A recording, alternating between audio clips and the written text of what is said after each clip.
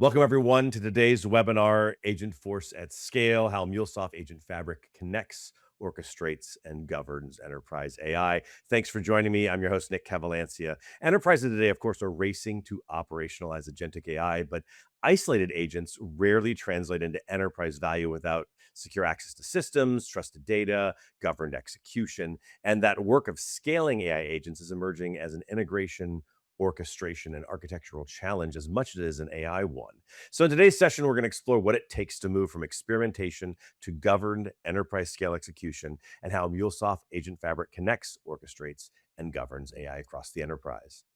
Today, I'm joined by two great speakers. Up first, we have Vara Imandi. Vara is the Partner Product Success Leader in Americas at Salesforce's MuleSoft. Vara, thanks for joining me today. Thank you. Excited to be here. And we're also joined by Marcos Villalba. He's Senior Director, MuleSoft Architect at NTT Data. Marcos, thank you for joining me. Anytime. Super happy to be here. Glad you're here. Now, before we get started, can you each take 30 seconds and tell the audience a little bit about the work you do at your respective companies? And Vara, could I have you start? Yeah, absolutely. I'm a partner product success leader here at MuleSoft. Been with MuleSoft for about 7 years now. Uh, been in the ecosystem for over 25. So I used to lead the partner solution engineering in my prior role, but now I've got a very fancy title, helping sell both the product, scale the success, as well as get our partners up to speed and deliver co-innovation there. We're glad that you and your fancy title are here. No worries. Marcos, can you go next? Yeah.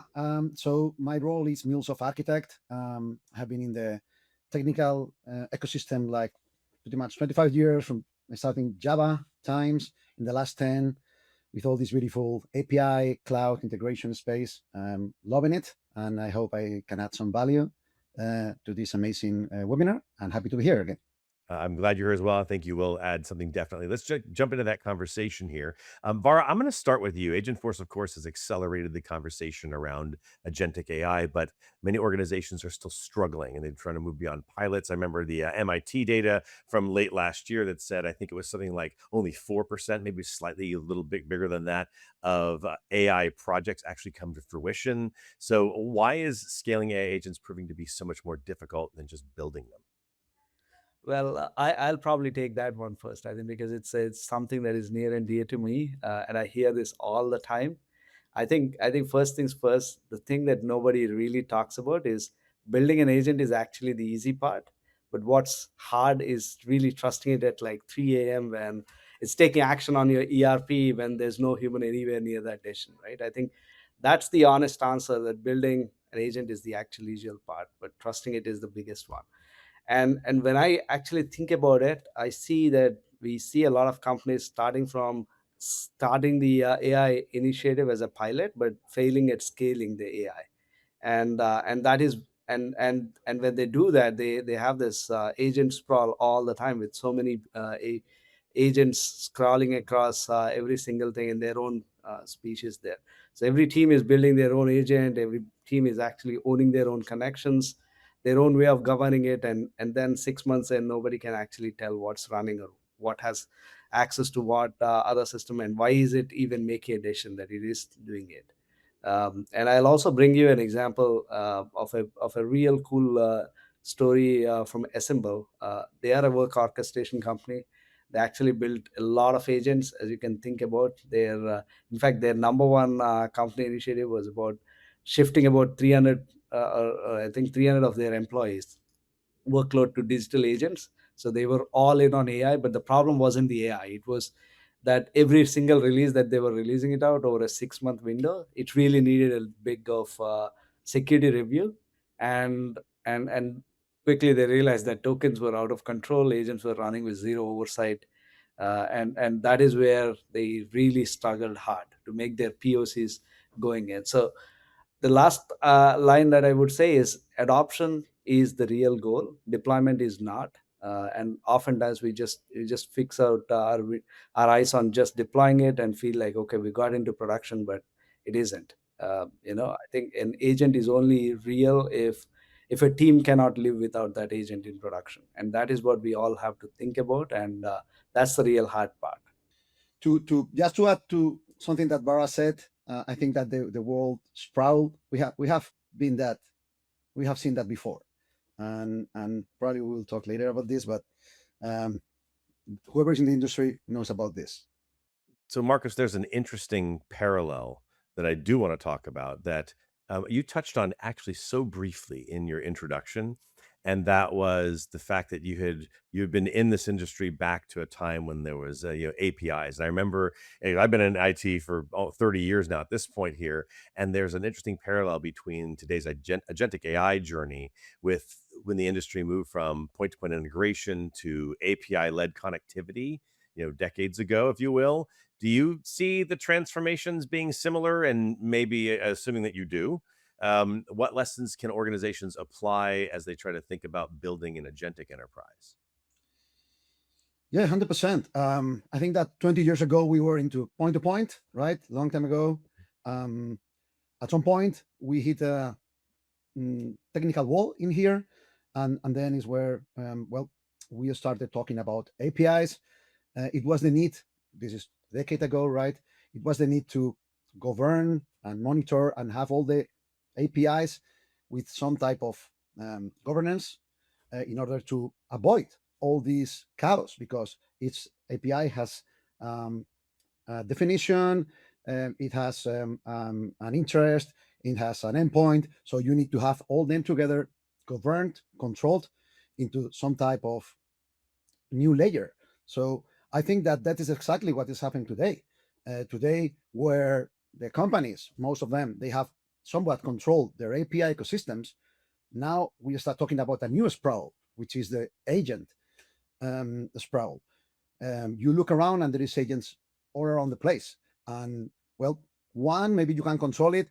Two, start to get funny. And when you have 10, you don't know where's the data going and how to govern it. So I think that it's the big lesson in here is start with your strategy, start with your lessons learned, and well, take it from there. Because what we did in APIs, we are going to need to do quite similar things for agents.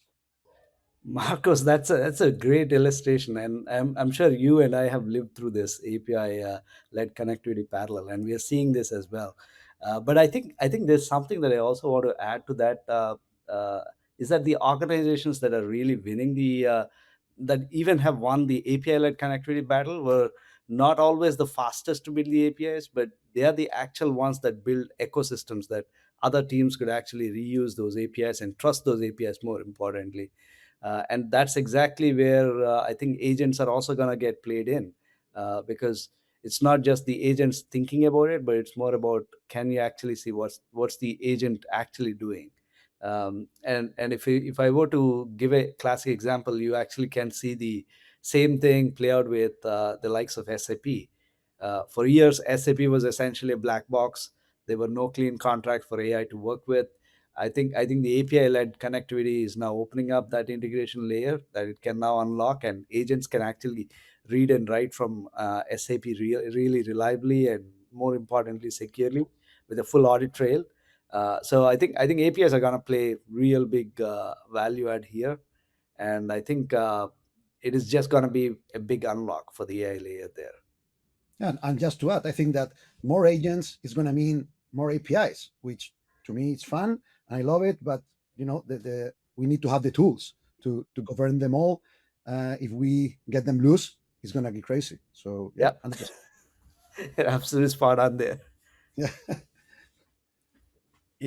I'm thinking about the challenges therein. And Vara, I'm gonna maybe put this question over to you first.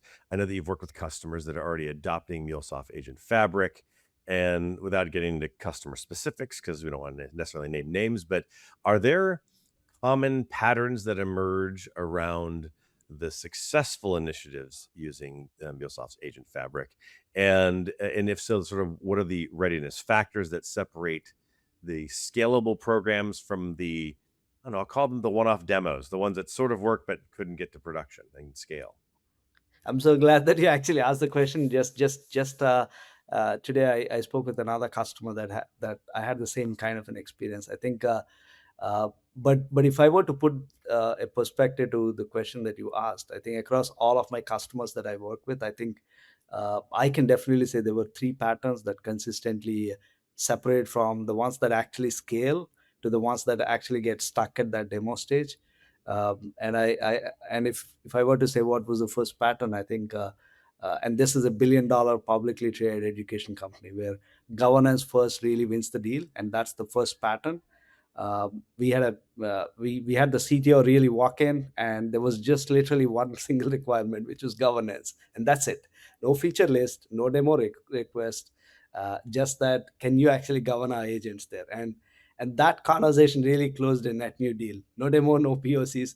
They just needed us to prove that the technology worked, and they needed to know that someone can actually, talk through the risk that the agents are gonna put their company in. So that's the pattern one. Pattern two is all about having the control plane before the kiosk.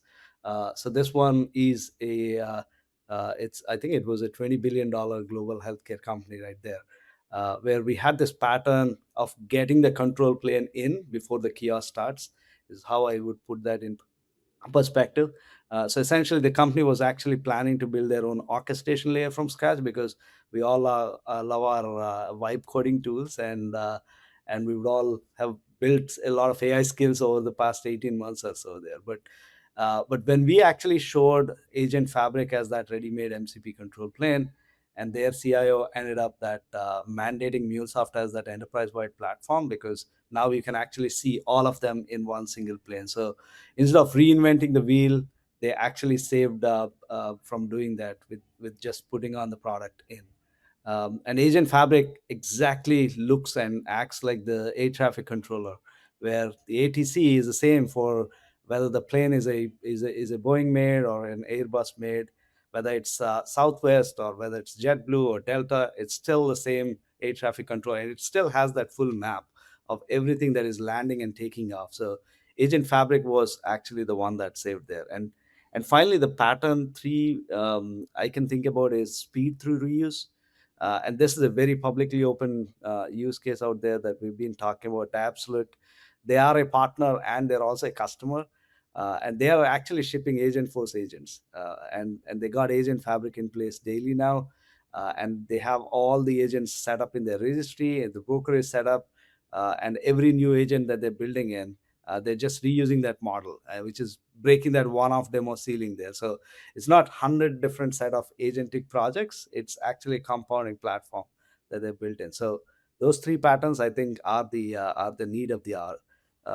Governance, control plane, and speed through reuse. I'm gonna add one. I'm not sure if Vara gonna agree with me, but I have seen also one component of being choosing a use case which is a bit too wide for starts. Maybe this is more not big airlines. Definitely they have the muscle, right? But whenever you want to start the journey, you try to go with the most visible, impactful use case, and that normally backfires because if you start your agentic journey talking finances, like moving money from A to B, maybe that's risky. You don't want to risk your money, right? Maybe you should start with hey, let's do a summary of an account, or let's see my letters and help me. But I think that the election of a proper use case to start with, I think it's something that I have seen in a recurrent way, and yeah, I always try to push back a little bit. You absolutely are like nailed it. I would say because just a few weeks ago, in fact, I think next week also I'm gonna run a FDE workshop in Paris, and that's exactly what we're gonna talk. Pick up a high value, low risk use case that you can prove. And like I said, I think the end goal is not deployment; it's actually adoption. So if you can actually make like how we all complain about Gemini being down and Claude being down and all that. That is exactly where we really want to go. If you just build an agent and just put in there in production and no one's using it, then you're really not doing anything. Like, you're just burning up the tokens if someone's using it, but not make it a lifesaver. And that's exactly where we want everyone to start with.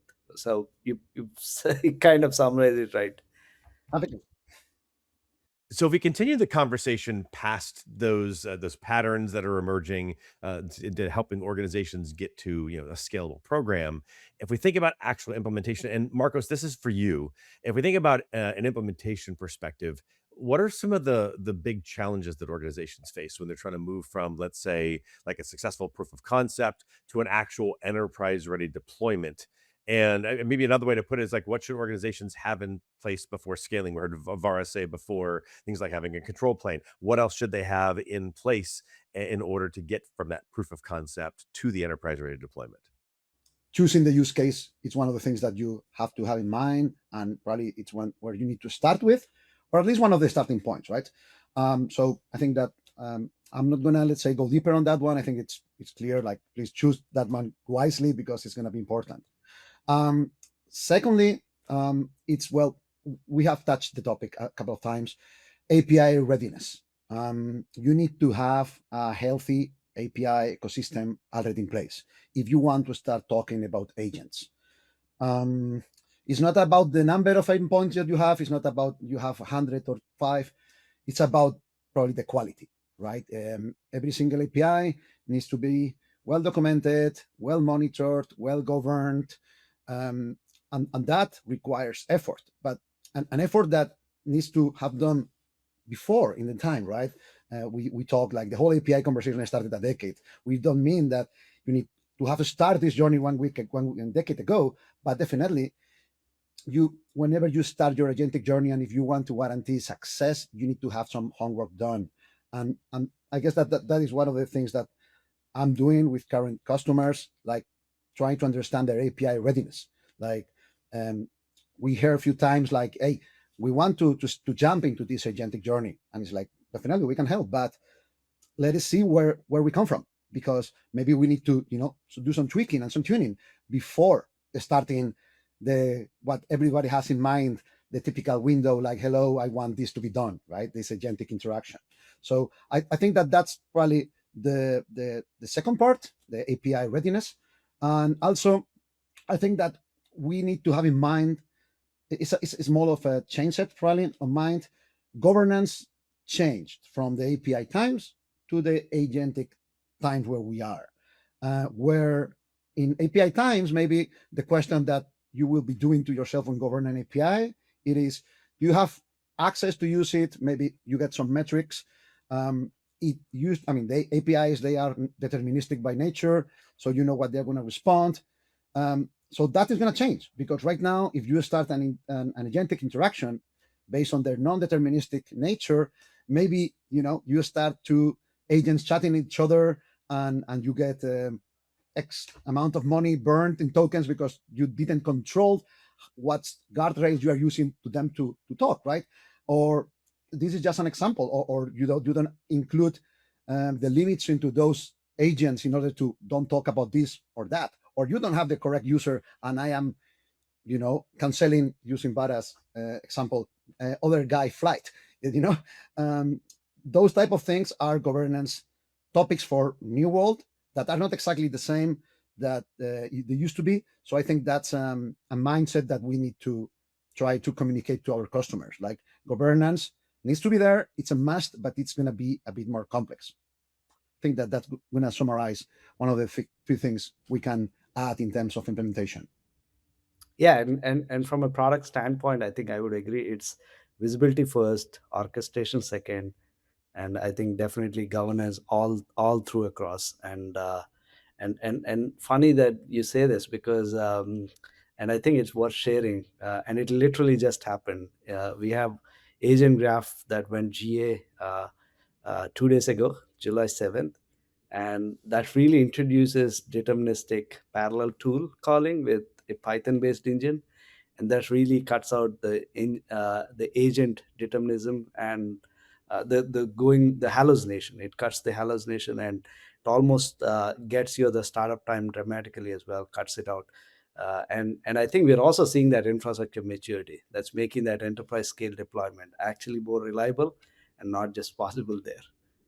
Yeah, and coming back to what we said before, there are some topics where you need to be deterministic, right? Like I want my money in that account. I need my flight to be reserved. So I think that this new addition in the whole technology stack of agentic conversation, it is amazing. We will need it because we don't want non-determinism with a lot of topics. Definitely. So as we're taking this sort of to implementation, I want to talk a little bit about um, yeah, how platforms like this are actually going to help. And Vara, I'm going to point this question over to you because there's a number of products that are entering the market that are helping organizations do this work of building and managing AI agents. And just we can talk a little bit about MuleSoft Agent Fabric as an example. And I'd love you to talk about how it complements, let's say, platforms like Agentforce as an example, and other agent building technologies rather than competing with them. Can you talk a little bit about that and maybe why is an API-led approach particularly well suited for the agentic enterprise as well? We've touched on that quite a bit as well. I think that colors the conversations. Can you talk a little bit about why MuleSoft Agent Fabric actually complements Agentforce and other agent building platforms? Oh, that's a, that's a question I hear all the time. First of all, was hey, do you actually compete or do you complement and all that stuff? And that's the thing I really want to be very clear about. Agent Fabric is not an agent builder. It is not competing with Agent Force or Copilot Studio or Gemini. It's actually that connective tissue between all of them. So whether the customer has built agents on Agent Force, on Microsoft Copilot, Gemini, Amazon Bedrock, Agent Fabric becomes that single connectivity tissue that connects them all through the A2A and MCP protocols. And the best part is it applies governance at every point in between. And the customer doesn't have to pick one AI platform to just commit it forever. That's the biggest deal there, right? And we actually proved this in a big POC as well, where we surfaced a Copilot agent inside Gemini, and that also through a MuleSoft translation services, two very different AI platforms, but one single governance layer there. And Agent Fabric, like I always say, it basically does not care who build the agent. That's the whole point. And we've done that ourselves as well. Our own internal, we call that as Hive system, which our support managers use. So they actually built a Swarm AI system that uses Agent Fabric and MCP internally, where it really eliminates that manual searching across 12 different knowledge sources, and that really meant that we've saved about 30-40 minutes per case. And it's not a demo that we actually show it to our customers. It's actually what our team actually used in production there. And last I would also add is I think market is evolving, as we've all seen. um, Gartner is also doing this. I think they now specifically called out AI governance in their latest Gartner quadrant uh, uh, definitions. That's calling out A2A and MCP support and agent management as differentiators. And that's exactly why MuleSoft is the number one in the iPaaS Magic Quadrant for almost like the last 10 years there, 10 consecutive years. So it's not just us saying it, it's everyone talking about it. On top of that, and maybe from an architecture's perspective, what I loved from current agent, let's say, govern plane that Vara is mentioning, is that it's an agnostic. Vara just mentioned 4 or 5 big logos, and we can also mention another 10 more in terms of which LLM you are going to use, bring your LLM kind of nature and paradigm. So I love that because, well, you can build your agent in Agentforce or in Bedrock or in a crazy POC in Python, it's okay as far as you can add it into the whole governance layer. It was pretty much the same into the API. So coming back to what we said about parallelism, we have been here. You can build your API in MuleSoft because that's one of the things that where it excels. But also, at some point, if you want to build in other technologies, you can include them into the governance layer. Any enterprise probably is going to be related with more than one runtime. It's going to have data asset in AWS, other asset in Azure, and Salesforce and XYZ. And having one single layer for govern them all, it's a must and a good architecture practice actually. So I think that it's a win and it's something that I like to see and enjoy how it's progressing. And forward thinking just a little bit here, Vara, I'm going to come back to you first. And of course, Marcos, I'd love to get your input on this as well. Is as this technology evolves, so you talked even a little bit, touched on evolving and the needs throughout the organizations and the industry. But as the technology evolves, Vara, How is MuleSoft thinking about the future of Agent Fabric? And are there specific capabilities, innovations that you think are going to help customers accelerate enterprise adoption in the future? Oh yes, in fact, funny that you asked this because we just had a Connect AI in New York City just about 2 weeks ago, and we spoke about the innovation things that we are actually running. I think definitely there's more value for us and more relevancy for us because now it's just not MuleSoft. We also have got Informatica there, and that really means it's not no longer just about trusted agents, but it's trusted data as well. So what we really bring to the table is trusted data and trusted agents. And then we're also seeing protocol convergence where A2A and MCP are becoming that universal language for agent interoperability. And this is not just Salesforce talking about it, Forrester is talking about it as well. And Mule is in a very good spot because we are natively supporting both of them and not on the roadmap. It's already right there. And something that I think was really, really cool that we announced just about 2 weeks ago was the uh, the visibility into cost aspects. So how you can actually see all your token utilization by all your agents in one single cost management platform with a single UI. And while also and this is the funniest part, and it might sound funny but it's actually very, very relevant, where if you actually have 500 agents or maybe 10 agents and one of the agent is actually hallucinating way too much and causing, and you suddenly notice that it's causing revenue leakage, it's probably going to give you hallucinated answers, that's bringing down your CSAT score.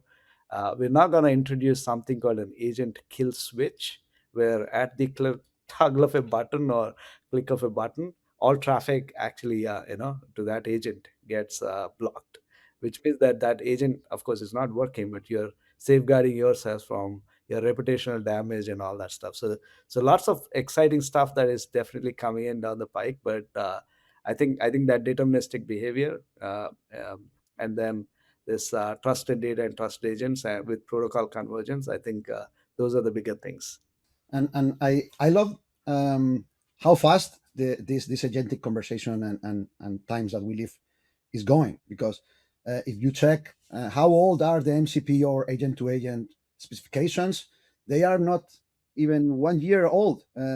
Particularly A2A, like the first version 1 finalized and everybody agreed, it's literally not 1 year old, which is amazing because we can see it all around the place, not only MuleSoft platform, but no matter what you see that. So it is great how fast it's moving, and how the different solutions are adding support to that. And also, well, for me, working for Entity Data, it's also a responsibility to catch up and get to know what's the most updated technology. So try to add the most value possible to the conversations. So I guess that I mean, it's we're living an amazing, beautiful times on this agentic conversation. And yeah, just to add to what Bara said. Excellent. And guys, just to wrap this up, I've got a question that actually kind of applies, I think, to both of you. And Vara, I'll start with you again, if that's okay. And Marcos, I definitely want your input as well and get an answer from you. And that's just the idea of if an organization wants to begin operationalizing Agentforce with MuleSoft Agent Fabric, let's say like in the next 30 to 60 days. So very short time frame, what can they do immediately is that the thought process here. The question for both of you is what should that first engagement look like? And again, Var, I'll start with you. And Marcos, when you answer, because I'd like to hear your version of this as well, I'd love for you to add in where does entity data help customers accelerate that journey as well? So, Vara, could I start with you? What should an organization be doing to operationalize in the next 30 to 60 days? Yep. First of all, I think uh, uh, if you were to actually start a use case, something in the next 30-60 days, I think you may have already gotten through the AI journey. I think the first and foremost thing that we recommend to all our customers is to do audit. Find out what is running already, and when enterprise actually run this audit, they're genuinely shocked. They think that they have only like 10 or 15 agents, and now they suddenly find out they have like 80 agents. So audit is definitely the first one. The second I would also say is pick one governed MCP win. Don't try to migrate everything at once. Pick just one high value workflow, prove that governance model, show that ROI internally, and let that be your proof point to get that budget for your for the rest of the agentic AI projects there. and most importantly, figure out who is actually owning that C4E, Center for Enablement, and who actually owns that agent ecosystem. And if you can't answer that before you can scale, then you'll obviously be back to square one in definitely 3-4 months, guaranteed. And we have seen this exactly that at one of our prospects, where they actually ran a single orchestration and management POC, and they competed against the likes of our competitors. And apparently, we of course won because they started with that one flow which we recommended, and that flow became that enterprise standard, and that's how almost goes in. So uh, and shout out to NTT, by the way. I think they were an amazing partner on that deal, and helped us win and helped the customer win as well. So I would also say that pick up who your partner is, and whether the partner really has that capability to work and operate in the agentic AI era there. So accelerating your agentic platforms there. Thank you, Vara, for the kind words. I'm going to overlap partially what you mentioned. I think that you said audit. I'm going to say assessment. Same thing, right? We want to, before starting writing agents or planning agents, we need to understand where we come from. So we need to assess what we mentioned before. Um, it is healthy. We want a single use case. We don't want to overcome it for these um, 30, 60 days, right? So probably, I'm jumping into specifics or even specific offers from entity data when it comes to agentic kind of work. I mean, we want to start small, as we have mentioned. So we want to probably pick one single domain in your organization. Maybe we want to pick one or two MCP servers that we will build on top of your already healthy API health system, as you mentioned. We are gonna try to pick also some realistic key performance indicator in order to give us the feeling of, well, we are getting success or not with this initiative. Um, so I could say, if I have to wrap them all, start small, API healthiness, um, and I think that will summarize that all. I think that it's wrong to think that we want to have 5 agents talking each other in firm systems, right? What we want probably is a single agent doing an end-to-end governed, monitored kind of journey. That's the sweet spot to start. Then you can start building on top of it. You can include the broker to talk with another agent. We can to include a more sophisticated security, because definitely is where you want to start. There is, sky's the limit. But I think that one of the things that we need to make sure is that for that at least 30, 60 journey, that you start small, governed, and we can close an end-to-end use case that gives value to your proposition. Great answers, guys. I really appreciate you both. That's all the time that we do have today for our audience here. As you've heard today, building an agent is only the first step. Of course, real business value is going to come from connecting, orchestrating, and governing AI across your enterprise. So if you're ready to move from experimentation to enterprise scale execution, connect with the entity data team to explore an AI readiness assessment and build a roadmap that aligns Agentforce and MuleSoft Agent Fabric with your business outcomes. Now, to learn more about MuleSoft Agent Fabric and how it helps enterprises discover, orchestrate, govern, and observe AI agents at scale, visit the MuleSoft and NTT Data resources linked there on your screen. Thanks to Vara and Marcos, of course, for sharing their insights on today's topic. This concludes today's presentation. Thanks for watching, and we'll catch you on the next one.